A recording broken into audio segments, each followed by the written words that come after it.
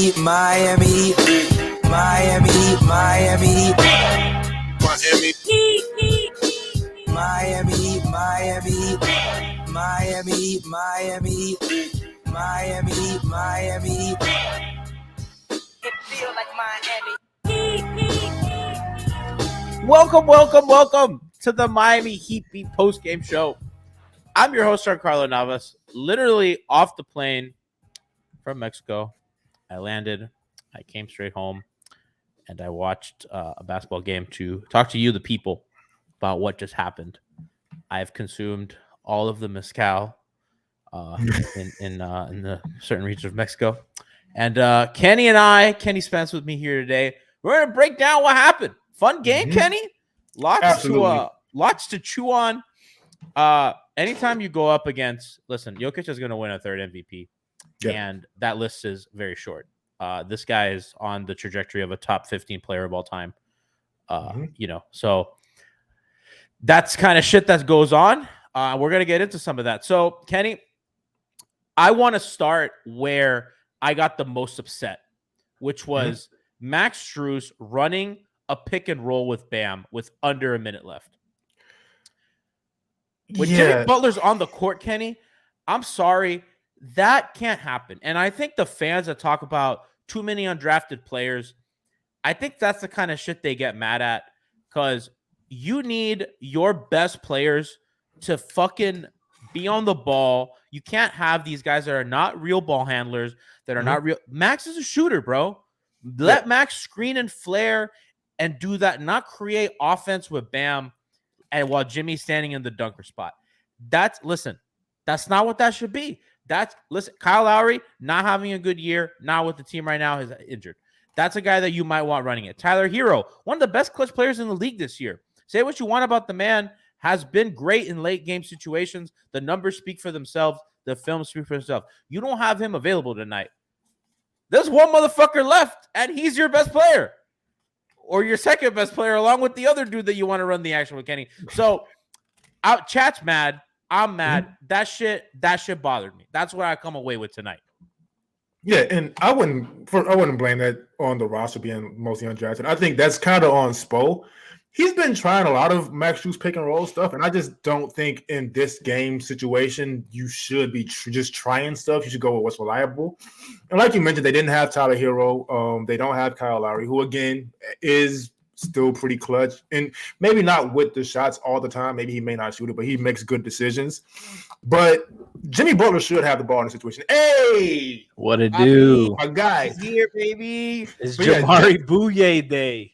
Absolutely. We better get to him, G. Yeah, no, we're gonna get to him. By the way, that's Franky G. For those who don't know, or for the pod audience, Franky, host of pregame, and just came through, help us out, give us some hands. Franky knows that this is a struggle game for me. It's a hangover game for me. All hands on deck. We have enough. Kenny, go ahead, finish your point. Then I want to get Franky's thoughts on that. I'm just basically saying, so the ball in the last minute should be in Jimmy or Bam's hands when you don't have Tyler Hero and you don't have Kyle Lowry to run stuff. Put Max on a corner somewhere or run him off a flare screen or something where he can get a good look, because I don't want to get on him too much about the bad plays down the stretch. He did have a really good game. But in those situations, have him available for situations he's comfortable in, not run pick and rolls through him. And Kenny, I love that you said that, right, as we're going to get to Franky on this, who resubscribed to Tier 1. He had a good game, and I think that him doing things that are outside of his scope is not, like, conducive to him being successful, because I thought he had a good game doing what he's good at, Franky. Screening, a little bit of ball handling, shooting, active on the boards, kind of using the athleticism. That's the stuff he's good at, not, hey, Max, like, create some offense for us because Jimmy's off the ball. You know what I mean? Yeah, like, and I think there's something to the volume. Like, I just pulled it up real quick. He's got 11 games of 11 or more 3-point attempts, and only one of them he hit more than 5 threes. So it's like it's a bunch of 2 for 11s, 3 for 11s, and today was a 4 for 14. Like, he's just not that kind of like prolific 3-point shooter. There was a lot of talk on that last play of the isolation. I think of the block at the end. where you tried to go to the floater and got blocked. I think that was Bam was looking for the DHO because he saw Max had Jokic on him, Jokic, excuse me, the lesser Serbian. But he saw that Max was guarded by Nikola, so he thought that DHO would get the drop, and Max kind of rejected it, tried to catch him slipping, and just went right into their hands. It was guarded perfectly. But it's just he's just miscast in that high volume 3-point attempt guy. He's not that guy. I think that he had such a good year last year. Yeah. I think they thought that they could reproduce Duncan's kind of volume because not because they're not the same player, but they're both movement shooters. And I thought they thought that, okay, well, they're both in the same kind of archetype of the way that they could get their shots, that I think that they might have been a little misled. And part of that is by necessity, but didn't like that look for them tonight, Kenny. Yeah. And they were shorthanded. I will give them that again. Those are situations they would go to Tyler too. And it kind of just is. They're missing nobody's going to want to hear this. They're missing their third best player in Tyler. And I'm sorry, I don't want to spend too much time on this. Every analytic will say this. They're missing their fourth best player too. And chat's going to kill me, and pod audience is going to kill me, and everyone's going to hate my fucking living guts. But, at the very least, they're missing Tyler, which is tough. Yeah, they're missing Tyler. They're missing Depot. Their fourth best player. Yeah, exactly. Oh, that's right. I even forgot that they're missing Depot. Really, they shouldn't kill you for the Kyle stuff, because as bad as Kyle has been statistically, and I won't really argue against that because there isn't much of an argument, they do miss his off-ball defense at times, and they definitely do miss his IQ sometimes. And I think tonight, like I said, in that situation where you have Max running pick and roll, you do miss his IQ. JG said genuinely thought G was talking about Depot. They miss him too, though. Not as shooting, but they definitely miss him. I have a theory on Depot we'll get into later. Vane Hype says cash considerations balled out, all things considered. Absolutely. Huge showing. By the way, and I think this is Franky, put up that comment again. What's I think super important about what cash considerations tonight? No turnovers.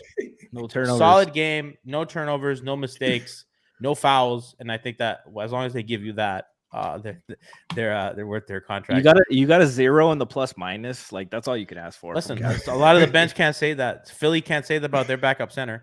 Exactly. I had Sixer people, like, some Sixer writers or some bloggers and some media people hit me up and how should I feel about Dedmon? I said, and I told them, worst player in the NBA. I go, look at the numbers and come back to me. They're like, wow. I go, single-handedly sank the Heat's first half of the season. Look at their record pre and post benching him. He absolutely single-handedly sank their season. Again, more on that tomorrow on the pod. Don't want to spend too much time on that guy. So, and Dizzle's right. He says, so what? Denver was missing Jamal Murray and Eric Gordon. That's no excuse. For sure. Listen, they lost. And I'm saying, like, they had a chance. Jimmy had a look, missed a point-blank open layup with nobody near him. And that happens. You lose, and we know what this team is. I thought that was a good effort at home. I mean, I think you want to win that home game when they're missing all those guys and you have some momentum. We're going to talk about some Spo stuff too, but sorry, really quick. But also to clarify, we're not making excuses for the Heat missing guys. We're just saying the guys in that situation who would run that stuff and are prolific just weren't there. We're not saying they shouldn't. They should have lost because they didn't have these. That's not the conversation. Kenny, thank you, because remember, I'm really hungover and I need my teammates tonight. Yeah, that's exactly why I brought that up. I was like, why did I bring up Kyle again? I go, I didn't want to bring up. Thank you, Kenny, and this is why we're our teammates. All right, Franky. Yep, it's fucking Bou-yeah time. Hell yeah! Is this a hangover time segment that we're gonna make Brass produce imaging like the locksmith, and then it only gets used once? And then he hates us. If he gets a second 10-day, I'm sorry, Brass, you gotta go ahead and get to work on that. It's really funny because we'll ask Brass for imaging for hangover time. We'll be like, hey Brass, we have this idea, and Brass like, I gotta fucking do it more than once, because I don't want to fucking make shit. I don't want to fucking make shit, and then nobody uses it. We gotta fucking use it. That takes fucking time. I don't want that one and done shit. I was like, yeah. And then we said, yeah, for Highsmith, and then we literally only used it once. And I was like, man, Brass fucking hates us, dude. How's my limited fake brass? Pretty good. Thank you. So yeah, Bou-yeah Time, Franky. That's your boy. Played well today. He played well. That's all you can ask for him. The 2 for 4 from 3 was a surprising part. I need a quicker trigger from there, but he can get into the lane. He's aggressive. He's a good cutter. Knows his spatial awareness. That's really important for a team that struggles to create offensively. Jimmy caught it on the elbow, was dribbling it out, and Bouye cut through there and had an opening, created a little paint touch in there. Like, those things matter. And he had 3 steals. Like, he can play a little bit. I'm not clamoring for him to be the starter or anything like that yet. But Gabe and Jabari is a solid, little point guard lineup there. I don't want him playing 28 minutes right now until he gets a little more confident, get a little more game speed.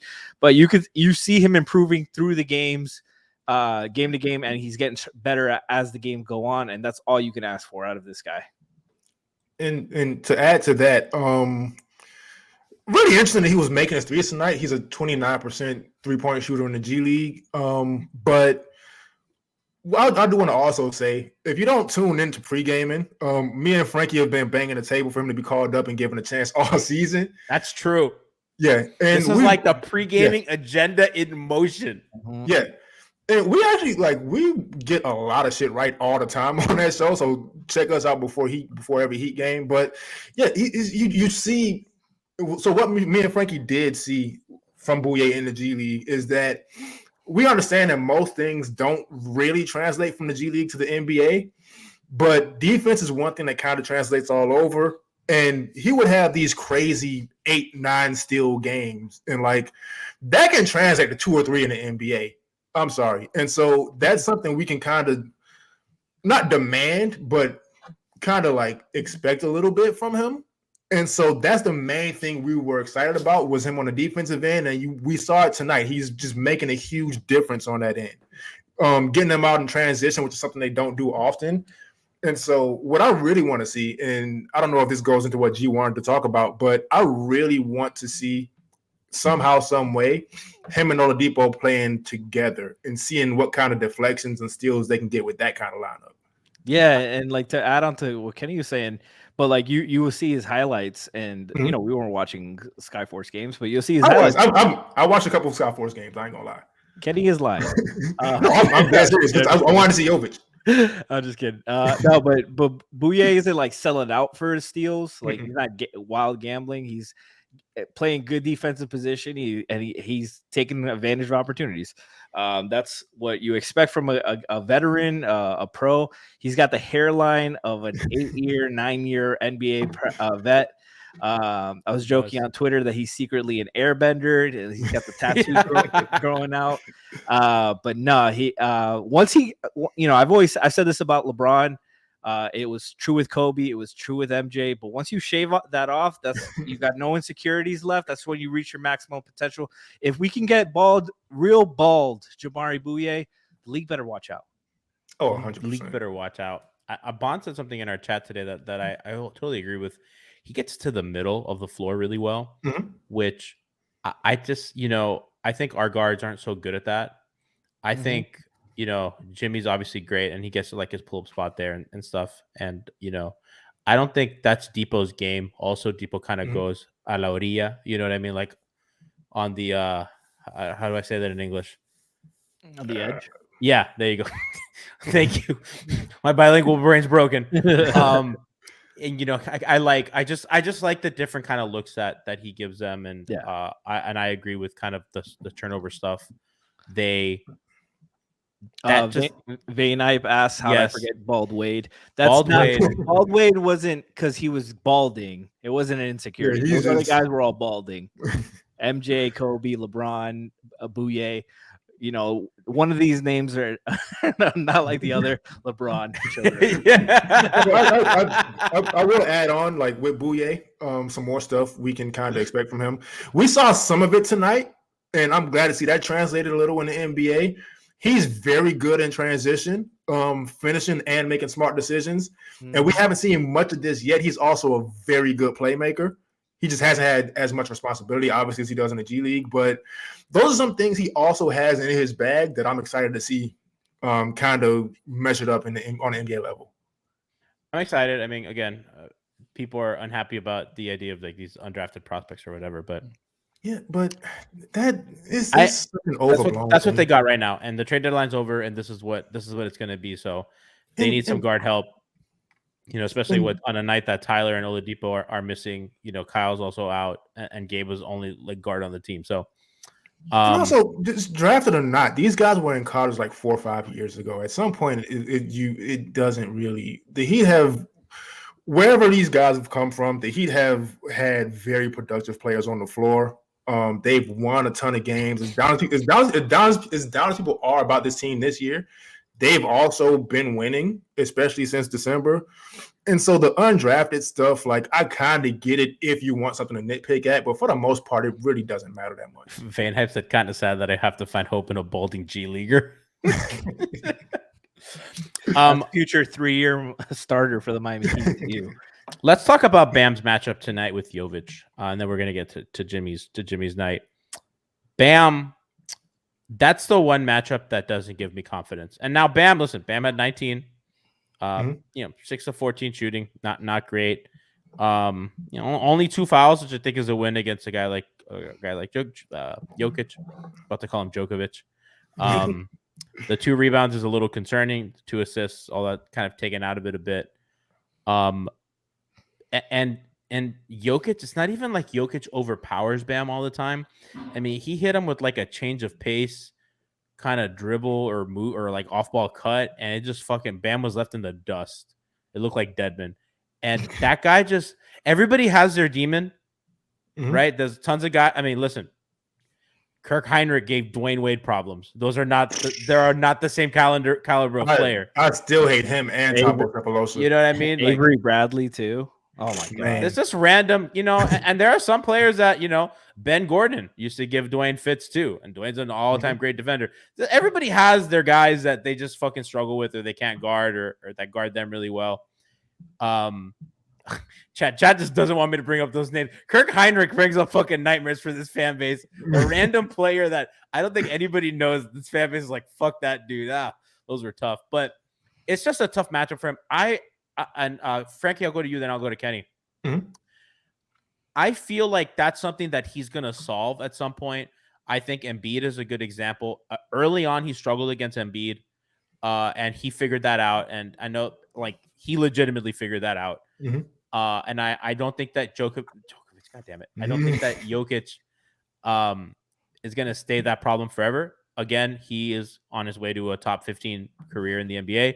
3 MVPs possibly this season, 3rd in a row. It's okay if that guy cooks you, but it's just weird because it's like Jokic never has an off night against Bam. Yeah, it's some of the adjustments. It's the combination. It's what makes Jokic so deadly. It's that he can kill you scoring, he can kill you passing, and you kind of got to live with one. We talked about it on pregame that I would rather have Jokic go off for 50 points than at 40 points, make him beat you like that, than letting him get cutters and open threes and stuff like that. And you see it a lot. Bam, he's going to cook you. There's the one play at the end where he put Bam in a blender. That happens. That's an all-time great.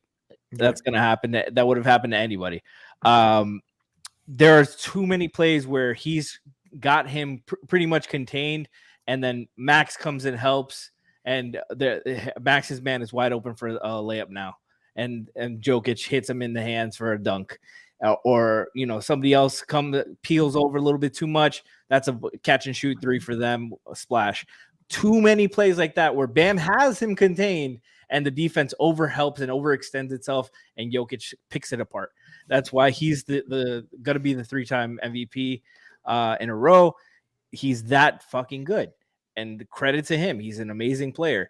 I think it's, you mentioned Embiid. I think that was easier for Bam to solve because he saw him a lot more. He saw him in the playoffs for a good extended stretch. He sees Jokic twice a year. It's so a little true, bit man. harder to prep for that. And I think Embiid, as we get to Kenny, I think Embiid has a more exploitable present flaw in kind of his turnovers. That's a strength for Jokic. He's such a good passer. You can't really get him the ball. Like you can't really force the ball out of his hand because that's a win for him if you kind of help, off somebody to kind of guard up. So it's a tricky solve. I think Bam's gonna get there. I think probably it starts with Bam going at him more. Yeah. And one last thing, like the chat's mentioning the 2 rebounds. A lot of that is just Bam just selling out, boxing out. Like he's not going for the rebound because if Jokic slips through, he's getting easy buckets there. Like there's certain matchups you don't really worry about the numbers. You're watching the game. This was one of them. Like they were only out rebounded by 5. Yeah, exactly. That's a lot of not that a is big Bam number. selling out. And by the way, they had only 8 turnovers tonight. Yeah. And they lost. They played a great game. I think they did. I think they did, Kenny. But I want to hear what you have to think about kind of the Bam matchup with Jokic.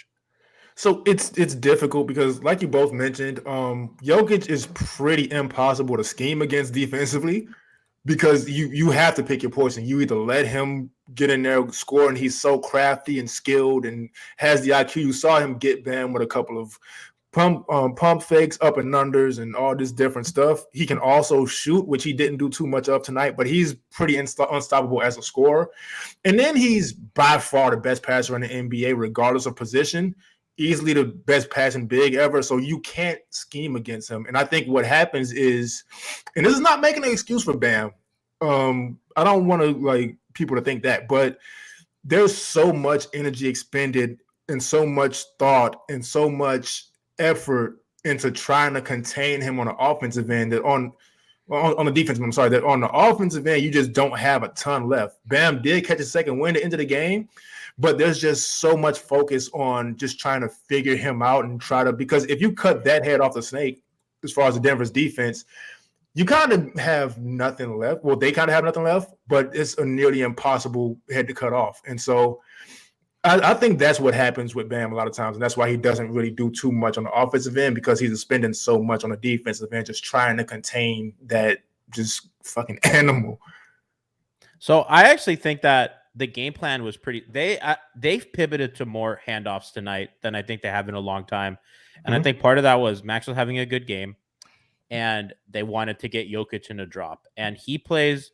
I think they were trying to test how high Jokic traditionally plays really high up on the handoff. And I thought it was a good game plan that if they can get Bam slipping in space off of Jokic, then now especially without Aaron Gordon, you have them in rotation and you're going to get your shooters open and you're going to have a lot of options. And I think for the most part, that was incredibly successful and really good by Spo. And that was a good example of they had a lot of time to prepare for this game because when did they last play? Saturday? Yeah. Well, I guess time in Mexico feels different. I guess it's not that long. I haven't watched the game in a long time, so it just felt that way. But regardless, he very prepared. I thought it was and their offense was really good today. And I thought that was their way of going at Jokic. And I think that while that was really successful, I think they should probably go at him more physically, get Jokic specifically in space. Because really when you run that handoff, you're targeting Jokic, but in reality, you're really trying to go to Bam, which is kind of bailing Jokic out because at that point, it's whoever your backline rotation is going to be off the weak side corner or whatever, or whoever's at the nail. Because at that point, Jokic's out of the play, right? Because okay, we're playing high up on the screen, we're at the level, right? Once that ball comes out, that's not Jokic. I keep Jokic. wanting to say Djokovic. I don't know why. It's been the whole show. It's either been Djokovic or Jovic, and I wanted. That's what it is. It's that now I have this fucking Jovic thing in my head, and Djokovic and Jokic. See, I just did it right now. I had to it was like a bloody speed bump. Oh my god! Yeah, why are his arms always bleeding? Yeah. They're flabby and there's just you know what I mean. There's a lot of soft area, a lot of soft tissue. He's not it's so funny that this fucking he's got layers. Him and Luka, they just don't look like athletes, and they just destroy all these cut up, ripped dudes every night. Dog, Luka's embarrassing dudes. Embarrassing dude. He embarrassed the Heat. That's the problem with these guys that they go at their pace so slow. if you're not used to guarding them and seeing them, that it's such a change of pace. But look at Gogi. Like, he was fit, got kind of yoked when he was here. Mhm. Those guys just fucking doughy ass assassins. Let's get to Jimmy, who had a very good floor game. Mhm. Really complete. Unfortunately, missed that layup at the end of the game, which was that kills you. 24, 10, 9, 8 of 18 from the field. I think you kind of want that up a little bit, but can't complain. Only got to the line 7 times, which if you want to nitpick, you kind of want more rim pressure, kind of get him downhill. And that's another area where you can attack Jokic a little better and kind of those kinds of players, get him and pick and roll with Jimmy and kind of go at him, although the handoffs were working tonight really well. So I liked what I saw from him. Unfortunately, that layup. And I just think, again, it's another instance of like, he's not like, he had 32 minutes tonight. Max had 41. Why can't you play Jimmy 4 more minutes? Why can't he play 3 more minutes and get to 35? Why are you playing an undrafted lineup? Exactly. Yeah, as much as I don't think the undrafted thing is a big deal, that was a little crazy. Like, have somebody out there. Like, staggered. I couldn't believe that lineup. I was like, what's going on? I go, is Bam in foul trouble? I had to check. And remember, I'm out of it, right? Like, I am like, I'm fucking, I practically had like Gatorade IV to recover my electrolytes. And I like squinted and I was like, is that Orlando and no Jimmy in? I go, they're not playing Bam there, are they? I was like, is he in foul trouble? What the fuck's going on? That's just Spo just doing Spo shit. I can't wait to check tomorrow how bad that lineup was. Yeah, it wasn't even that bad, but it's just like in this game where you're down so many like key players, your margin for like we talk about margin for error a lot. And they were down, Frankie. It wasn't even like they had to protect the lead. Like there was no comfort there. They were down 8. You know, and what their I mean? margin for error is 0 without all these guys, and Bam's already struggling today. What? I don't get it. I don't get it, man. Like they brought that. The starters brought that to within a 1 possession game. Yeah. Me personally, I think regardless of who's available and who's not, if Jimmy and Bam are both available, one of them should be on the floor at all times. I agree. I know that I had asked John Jablanca for like a chart of Jimmy and Bam's kind of minute correlation and like when do they not overlap and how bad it is. I got to find that because it's bad when they don't play together and it's pretty much good all the time. And just kind of when in the game it happens, and it's typically at critical junctures. And I thought today was a good instance of it. I think if you kind of get I think Jimmy tonight was a Jimmy night that you needed him. Mm-hmm. I think if you get Jimmy in there a couple minutes earlier, I think you win this game. Pretty maybe like by 5 points or something. Jimmy and Bam together, +9 per 100 possessions, really good. Jimmy and no Jimmy, no Bam, -4 per 100 possessions, not good. Although I don't want to go ahead. Okay. No, you go. No, I just I honestly forgot what I was gonna say. Listen, it's a Monday. Well, I don't even know what fucking day it is. Is it Monday? Yeah. I think so, yeah. Time didn't exist there. I'm telling you, bro. Time doesn't exist when when there's bottle girls every day. Hey. But that's what I was gonna say. I just I've noticed it's started to become a theme of Spo leaving Jimmy on the bench too long. And I'm starting to wonder why that is. I know he likes to keep his minutes sort of structured when guys come in and out of the game, but I think he has to kind of flinch on that a little bit in certain situations. He's never been a guy that plays his dudes a lot of minutes. Yeah. Well, he does the undrafted guys. He's even Dwayne in his prime never fucking overplayed him when he was a young coach. Never over. Mm-hmm. LeBron played the fewest minutes of his career here. Mm-hmm. Again, that was the luxury of playing next to Chris. Although Chris Bosh might have gotten the short end of the stick. Chris, no Dwayne, no Dwayne, no Bron. Guess who's playing 40 minutes tonight? But CV lived for that. I know he loved that because he sacrificed so much to be down in Miami and win those championships. He sacrificed so much of his individual stuff. I know he loved at times being the guy those nights. Tiff and chat's agreeing with you, Frankie. Tiff says Jimmy on a minutes restriction. He's been playing like 28 minutes a game for the last few games. Tonight he was at 32. 32, yeah. And I was again bottle. Do you want to guess how many games Jimmy's played over 38 minutes this season? Yeah. I'd say I'm gonna guess 5. I'd say like 3. 3. One of them was an overtime game. Jesus Christ. Really? But you know what? Shout out to Spo for being the anti-Tibbs and just like preserving Jimmy rather than killing him. I still think that's wild. I told you guys in chat this today, but somebody was saying in my Twitter mentions that Spo's using Tyler like Thibs used Jimmy. And this season, Tyler's played 17 games of 18 minutes or more out of 45, I think it was, of 38 minutes or more, 40 out of 45 games.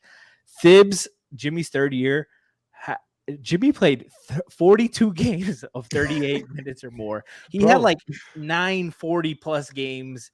He had a 60-minute game there. Thibs should be in jail. Dude, do you remember that playoff game where Jimmy played like every game of the series for like up till game 3 or something? Yeah. Oh my God. I was like, is this legal? It was wild. But Also, Spo played Dwayne 38 minutes his first year. You are not remembering that well. I didn't remember that well. No wonder. Oh, that was the MV3 year. That was fun though. Yeah. Oh yeah. That was fun. The confusing thing about Tibbs though, because he like pretty much merged his players. Did? But all of Tibbs' former players fucking love him, and they follow him to other teams. Bro, you know what it was? They never practiced. That's why they saved all the practice time for games. That must be it. I think Tibbs was in Derrick Rose's wedding party, which is like the lamest thing. It's like having your teacher be like your fucking one in your like groomsman. Because Jimmy wanted to go back to Tibbs and okay, hold on. Somebody said Eastern Conference Game 7, Jimmy played like every second, and in the finals too. Yeah, of course he better. That's when it counts. Oh my God, it was wild, bro. The finals. You remember that Jimmy could not sit. If Jimmy sat, it was over, because it was like Duncan and fucking who was the backup point guard at the time. Kendrick Nunn was so bad that series, dog. And then I felt bad for Hero because the Lakers, you know, it was his first year, and the Lakers were like, okay, we're just gonna like switch AD onto Hero, and no one else is gonna score anywhere else. And I'm not gonna lie, bro. They hunted him relentlessly. I don't like when people shit on Hero's playoff performance in the bubble, because he was good against the Celtics and he was okay against the Bucks, but he was really bad in the Lakers series. But everybody was fucking hurt, and he was a first-year player, and they decided they're gonna put Anthony fucking Davis on him. Like, what's he supposed to do? You know what I mean? Okay, somebody found Frankie. That's you? Yeah, that's me. Well, please read that stat for the audience. That's Jimmy's 60 minutes in triple overtime game in 2014. He was a Chicago Bull. He was a Chicago Bull. He was a little bit older than Jabari Bouye is now. Back when I was your age, young man.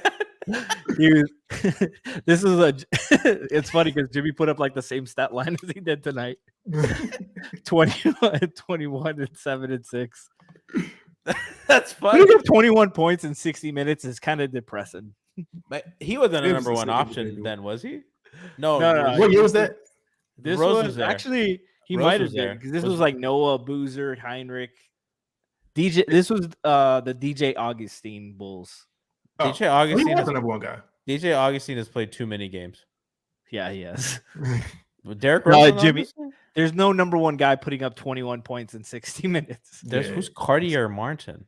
I remember him. He didn't last long in the league. Eric Murphy, Marcus Teague. That's Caleb. That's a name. Oh, that's the wrong. No, yeah, this is the right team. That's a name. Nazi Muhammad. Do you remember when Nazi Muhammad pushed? Was it LeBron? Yeah, it was LeBron in transition. You know what we're doing? Have you ever seen that post? And it's like dudes will just name athletes for fun for hours. That's like literally what we're doing. Oh, Nazi Muhammad, remember? Yeah, I forgot all about Marcus Teague, man. That's the game, Kenny. That's the game. I say Marcus Teague, and Frankie says DJ Augustine, and we're like, huh. Jimmy also has a 55-minute game here. Something's wrong with Maybe Tibbs, he man. can rest. Why does he gotta rest when he's on our team? That fucking sucks. He can't even play 35 minutes with us. Suppose like the overcorrecting parent.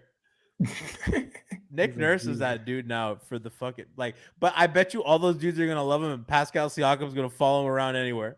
Absolutely. You know, and Fred. Oh my god! But that guy plays. Oh god, I wish Spo Tibbs is did a that. maniac. But Spo, I'm telling you, bro, Spo would play max 40 minutes every night if he could. He loves playing max 40 minutes. Can you check how many 40-minute games Max has had this season?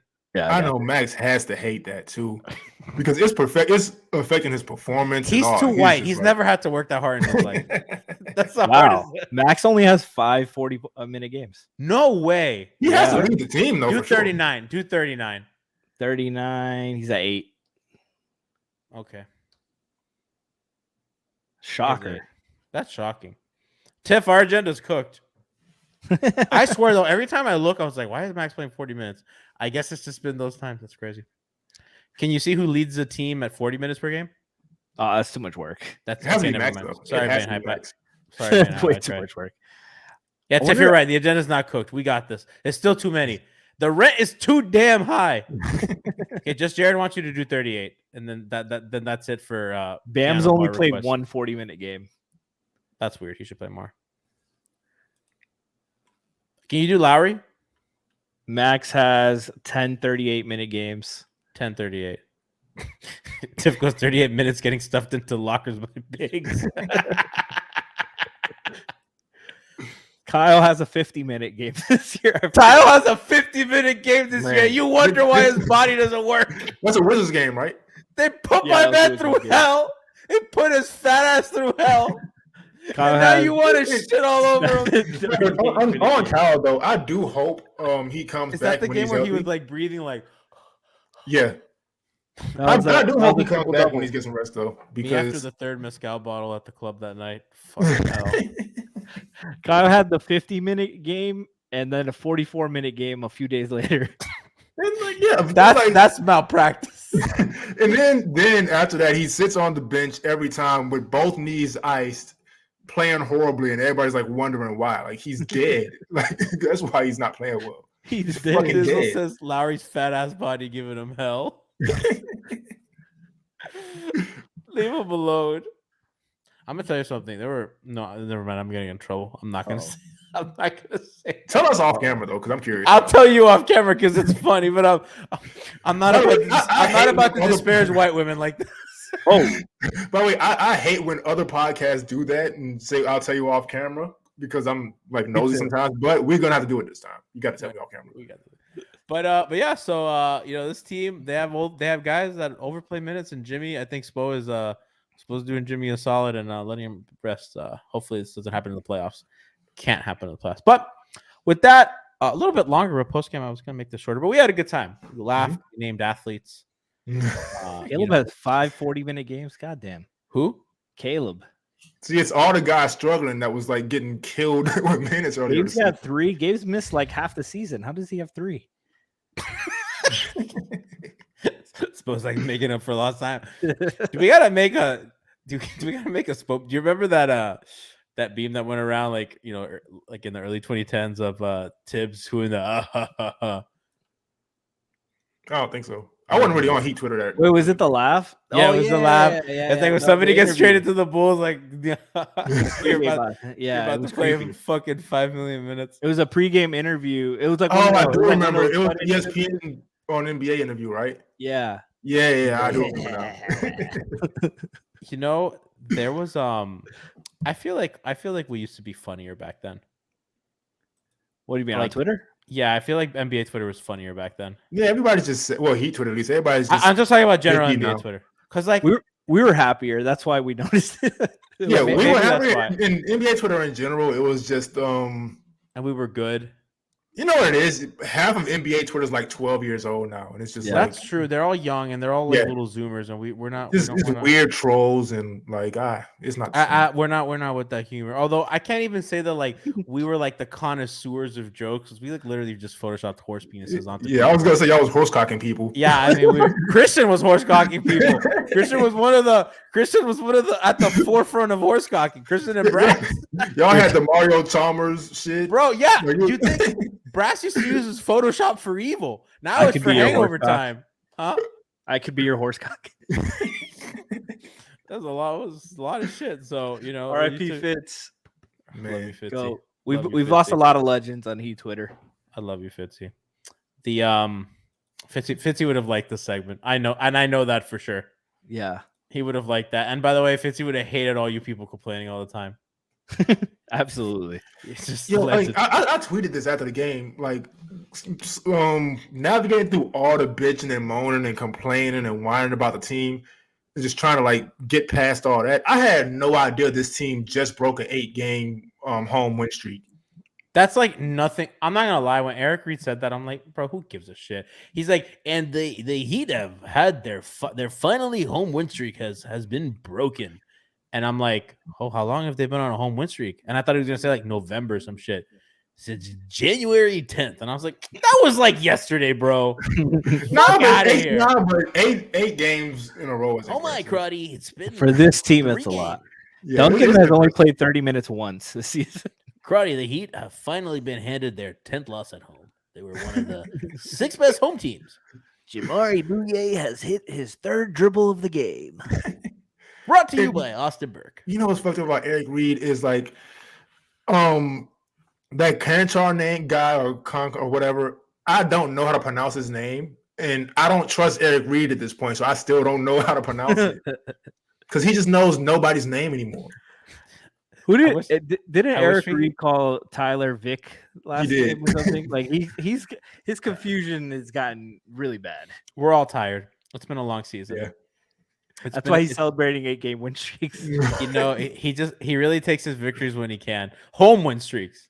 Home win streaks. Yeah. That's like, I hate those because that's like kind of reminds me of like when the Warriors claimed that they had a longer win streak than the Heat. Oh my god. That's the worst. I fucking hate them for that. I love Warriors Twitter. That's the only thing that they do that pisses me off. And they were trying to like include the last season or something. Yeah. Yeah. That pissed me off, and then I started rooting for them to lose. Don't take that away from us, bro. You have so many things that you can have. Leave us with that. Yeah. That was ours. Do you know how fun that shit was, bro? They didn't lose for like That 27-game win streak. they Hell didn't yeah. lose for months, bro. They went literal. I don't think it's like I think a lot of like these new people like don't know because maybe they weren't old enough. You don't know what it was like to talk. Everybody hated your guts. You were the ire of everybody's hate. And it wasn't, they hated because you were so good. And there was like 3 months where you didn't lose once. And the Hurricanes basketball team also wasn't losing. You were Shane Larkin days, right? Shane Larkin and Kenny Kaji, who I wanted so bad on the Heat. I was like, he's a perfect 4 next to Chris Bosh. No, my favorite. Kenny Kaji next to Bam, Franky. I see the vision. No, my favorite moment from those days was the Ray Allen shot. Because people forget the Twitter side of Ray Allen shot, where everybody was ironically and like making fun of us with the flame emojis, and T-Mac finally got his championship, and everybody was celebrating. And then Ray hit that shot, and everybody was depressed immediately. I love that so much. And then I Young still love Jeezy it. was in the crowd with Hot Take Harry, which is the most amazing part of that photo. Yes, Hot Take Harry and Young Jeezy are in a famous photo together. You made it seem like he was part of like his entourage. Yeah, like Hot Take Harry and Young Jeezy were just, Oh my God! I love it. Can you imagine the shit Harry was saying to Jeezy? Harry has no idea who that person is. Harry doesn't know that he was standing with Jay Jenkins. Harry would have traded him for a 2nd-round pick. It's my favorite rapper, bro. I was so jealous. Ah man, Jeezy had such a great run, and then DJ must have ruined him. But that's a whole different story. Goat, yeah. Hip hop stories with Kenny Smith. You and Al, we should do something like that. Alf hates every rapper that came out after 98, though, so I don't know if that's a great Bro, idea. I'm telling you, hanging out with Alf, after Alf has enough liquor, it becomes like fucking 90s hip hop. All he wants to talk about. And he was like, he tweeted this out today. There was one night that Alex Toledo and I don't know what the fuck, we were with Christian too. I think Christian had left. And we were just like, we were at Gramps. And then we were going somewhere else after. Gramps. And it was like 3 a.m. And we were trying to find like another place that was still open. And Alf was like listing off Pitbull's credentials. And he was trying to convince us that like Armando was like Armando Leo back in the day. Like he was this hard ass dude. And I don't know, the white suits, Alex and I didn't believe him. Apparently he was right. He was definitely right. And I want the world to hear, and I'm not going to say I'm for him, but I want the world to hear Alf's 50 Cent takes because I was taken aback by that. What are his takes? Alf being, huh? What are his takes? Alf pretty much thinks 50 Cent was always trash. What? And Alf being what? A 90s, 2000s, I think. And Alf's like lived in New York too for a while. Yeah, Alf thinks 50 Cent was always trash. Many Men? Wish death upon me. No. So Alf gives credit to Many Men, but he doesn't like the first album. You can't deny Many Men. I mean, yeah, nobody can deny Many Men, but he doesn't like the first album. Wow, this is a Heat post game, so we talking about 50 Cent. We've run off the rails. Man, the first season of Hangover Time, I remember on like Saturdays, we would be fucking talking till like 2 or 3 in the morning. I would be so drunk. Alf would be going on rants about conspiracy theories with Biggie and Pac. And not conspiracy theories, but what really happened. And I'm like, Alf, I'm too high. I just can't believe that Alf said that. Kenny, were you 50 or game? I like the game. No, so they beefed when after 50 Cent put the second album out, and that album wasn't really that good. You didn't hate it or love it? So I was game by that time. I like Hate or Love It though. I like this. Yeah, that was a Game song though. Well, 50 Cent originally, and he gave it the Game, but 50 Cent had put out The Massacre, and that album just really was not that good. So I was game at the time. The documentary and The Doctor's Advocate were fantastic. Game has a crazy catalog, but he's just such a corny person. He just ruins. He's so in his feelings about Dr. Dre. It's embarrassing. I don't know if he's still like that, but bro, he is because he was mad. Well, not mad, but like coping with last year when Dr. Dre did the Super Bowl performance and he wasn't included. Because he's like obsessed with Dr. Dre, like in a weird way. Like I don't know. And I love Game and Gabe's freestyles. Yeah, nothing. 120. I know there's 100 bars in running, 120 bars in running. He did 300, and I used to like it at the time, but that's way too many fucking bars. I like 120. That one's good. Where he starts shouting out all the people he likes at the end. I like that one. Man, wish death upon me. And that was a Miami Heat people. I want to let y'all know that at a certain point, we stopped doing a show and we were just talking as friends. And that's what it's like when the cameras go off. We talk about Kenny Kaji and the game. We don't, but we I'll should. take Harry sitting next to Jeezy at a game. I want to clip that. It's just so funny. Have you, Kenny? Look for the picture. I'm gonna see if I can. I'd have to find it because there's so many pictures of that. I'm gonna find it. I'll tweet it. It's just there's like a lot. I think Falcao is there too. Falcao, at the time, the best Colombian soccer player. There's like a lot of fucking funny people in that picture of Tony Parker, and I believe Christian was the one that made the faces of everyone as Tony Parker's like looking at the shot go in. Man, yeah, I remember that. Shout out to Hot Take Harry putting on for the city. Okay, last thing on the way out. What's your favorite Jeezy album, Kenny? Oh, TM 101. For sure. That's a fucking classic album. Top to bottom, no skips. Perfect. Soul Survivor was my aim name. Oh. I think there were a few skips on that, but Tear That Pussy Up, not his best work. Yeah. Let's be honest. That's my guy. Let's be honest. Not Young Jeezy's best work. I do never gotta thought I would be hear. He tried something with that one, and I'm like, I really wish that could be the episode title. Yes. that's so hard out. Kenny, Franky, TM 101. Yeah, TM 101. I think so too, but I love the inspiration, and I don't think people give the inspiration enough love. That one. That's the only Jeezy album I've listened to though. I'm not Inspiration's a big Jeezy good. fan. Yeah, the first one. Inspiration's I good. was more into like Lupe and Kanye and Common at the time. Just Jared said there's something weird about G saying tear that pussy. We'll see you tomorrow. You don't get a stalker for no reason though. So listen, everybody wave hello, wave goodbye to the stalker. She's gonna play tear that pussy up. Oh god, she's texting me. Tomorrow we're back. we have the pod. I will get into the Dedmon trade and a couple of other kind of trends that I think are interesting for the Heat going forward.